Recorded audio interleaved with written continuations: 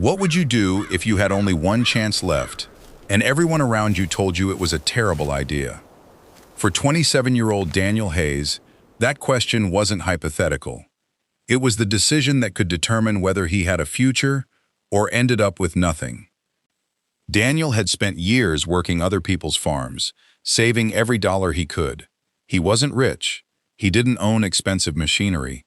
He didn't have wealthy parents waiting to rescue him.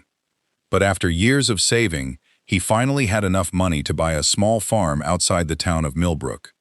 There was only one problem. Almost everyone who knew the property thought it was worthless. The farm had been failing for years. The soil looked exhausted. The fields were covered in weeds. The old barn leaned slightly to one side, and the farmhouse hadn't seen a proper coat of paint in years. Even worse, nothing seemed to grow there anymore. Corn had failed. Wheat had failed. Soybeans had failed. And the previous owner had eventually stopped trying, but Daniel bought it anyway, and he spent almost every dollar he had. When the news reached the neighbors, they couldn't believe it. Some thought Daniel had lost his mind. Others felt sorry for him. One neighbor, an older farmer named Earl Mitchell, actually laughed when he heard the price Daniel had paid. "That land hasn't made anybody money in years," Earl told him. "You just bought yourself a very expensive headache." Daniel didn't argue. He simply smiled and said, "Maybe." But there was something Daniel wasn't telling anyone. Before buying the farm, he had spent weeks studying it. And there was one thing he'd noticed that everyone else had overlooked. Something buried beneath the failing fields. Something that made him believe the farm wasn't dead at all. But Daniel didn't tell the neighbors what he'd discovered. Instead, 3 days after taking possession, he did something that made them even more certain he'd made a terrible mistake. He began digging, not planting, not repairing the barn, not fixing the tractor. Digging. Early every morning, Daniel walked into the fields carrying a shovel and a small notebook. He would dig several holes, examine the soil, write something down, and move to another location. The neighbors watched from a distance. At first, they thought he was checking the soil, but after a week, they realized he wasn't doing what ordinary farmers did. Daniel wasn't testing the entire farm. He was looking for something specific. And then, one afternoon, he found it. About 2 feet beneath the surface, Daniel's shovel struck a layer of dark, moist earth. He stopped. For the first time since buying the farm, he smiled. But what he found beneath that layer wasn't the discovery that would eventually change everything. It was only the first clue. The real secret was still deeper. That evening, Daniel returned home, opened his notebook, and studied the measurements he'd taken. Then he made a decision. The following morning, he ordered several bags of seeds.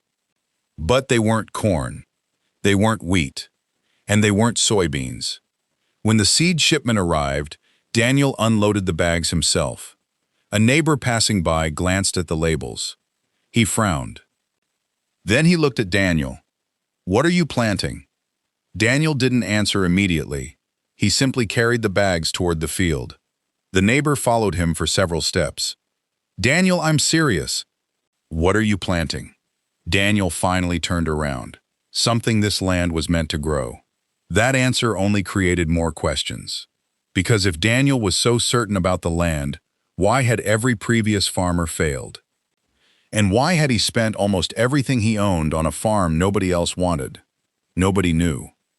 But over the next few weeks, the entire town would begin watching Daniel's field, and what they saw would make them laugh at him even more. Daniel planted row after row. Then he waited. Nothing happened. Days passed. Then a week. Then another. The soil remained mostly bare. His neighbors began whispering. Earl Mitchell shook his head. "I told him." Another farmer joked that Daniel's expensive seeds had probably died before they even had a chance. Daniel heard the comments, but he kept working. Every morning before sunrise, he walked the rows. Every evening, he checked the soil. And then, one morning, Daniel stopped in the middle of the field. There, barely visible above the soil, was the first green shoot. Then another. Then another. Daniel had expected it, but his neighbors hadn't. Within days, tiny green plants began appearing across the field, the same field everyone had called dead. The same field where nothing seemed to grow. Something was growing, but Daniel still wasn't celebrating, because he knew the hardest part hadn't even begun. The crop he had planted needed something the farm hadn't received in years. And if that one thing didn't happen soon, Daniel could lose everything. His last dollar had already gone into the farm. There was no money left for another attempt. Then the weather forecast changed. A massive storm was moving toward Millbrook. And for Daniel, that storm would decide whether his gamble was brilliant or the biggest mistake of his life. But there was something even Daniel didn't know. The storm was about to expose a secret hidden beneath his farm for decades. The storm arrived 3 days later. By late afternoon, the sky above Millbrook had turned almost black. Wind swept across the fields, bending the young plants Daniel had worked so hard to grow. His neighbors watched nervously. Some expected the crop to be destroyed. Others thought the storm might finally prove Daniel had made a foolish decision. But Daniel wasn't watching the plants. He was watching the ground, because he knew something the others didn't. The old farm had once been part of a much larger agricultural operation. Decades earlier, the previous owners had planted a crop that required deep, fertile soil. But over the years, repeated farming had stripped nutrients from the upper layers. The farmers who came after them kept planting the same crops, and every time those crops failed, they blamed the land. Daniel had reached a different conclusion. The land wasn't dead. It had simply been used the wrong way for too long. The dark layer he discovered beneath the surface contained something the previous farmers had never understood, and that was why Daniel had chosen a completely different crop. He had planted saffron. Not ordinary wheat, not corn, not soybeans. Saffron was difficult to grow, but under the right conditions, it could be extremely valuable. Daniel believed the farm's unusual soil, drainage, and buried organic layer could give the crop exactly what it needed. There was only one problem. He couldn't afford to fail. The storm grew stronger. Rain finally began falling. At first, it came gently, then harder. Within minutes, water rushed between the rows. Daniel stood in the field watching.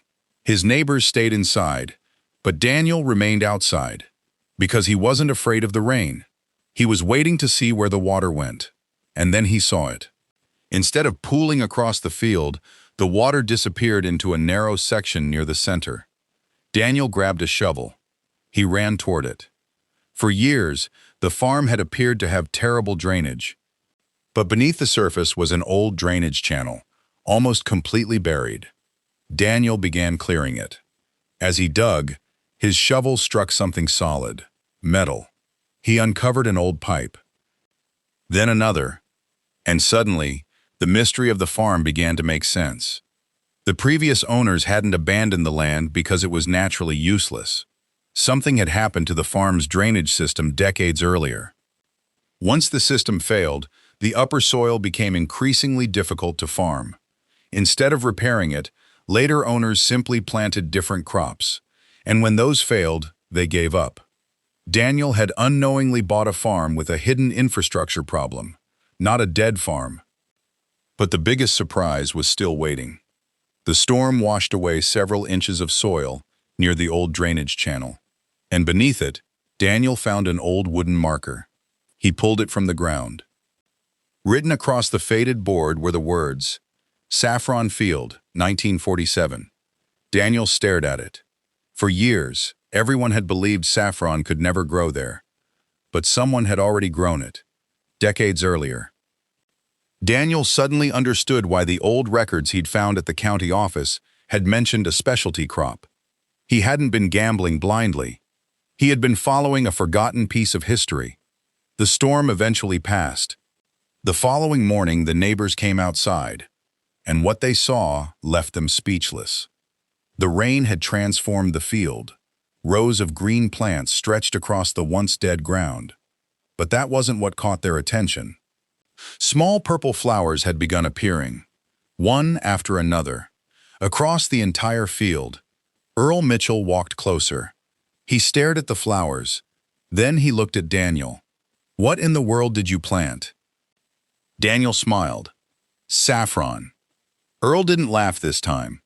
He simply stood there, because he knew what saffron could be worth. And suddenly, everyone understood why Daniel had risked everything. The farm they had called worthless wasn't worthless. They had simply been looking at it the wrong way. Within months, Daniel's small farm became one of the most unusual agricultural operations in the county. He didn't become rich overnight. There were still setbacks. There were still difficult harvests. And there were still people who doubted him. But the first successful harvest gave Daniel something far more valuable than money. It gave him proof. Proof that sometimes a failing farm isn't truly failing. Sometimes the problem isn't the land. Sometimes it's the way people have been using it. And perhaps the most surprising part of Daniel's story came later. Instead of keeping everything to himself, he invited several of the farmers who had laughed at him to see the farm. He showed them the soil. He showed them the drainage system. And he showed them the old marker that had revealed the farm's forgotten history. Earl Mitchell was the last to leave. Before he walked away, he turned to Daniel. "I owe you an apology." Daniel smiled. "You don't owe me anything." Earl shook his head. "No, I was wrong about the farm." Daniel looked across the field. Then he said something the old farmer would never forget. The farm wasn't waiting for someone to save it.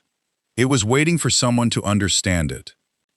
And that was the lesson Daniel carried with him from that day forward. He had spent his last dollar buying a farm everyone else had given up on. But sometimes, the biggest opportunities don't look like opportunities at first. Sometimes they look like failures. Sometimes they look like bad decisions. And sometimes, while everyone else is laughing, the person they are laughing at has already seen something they haven't.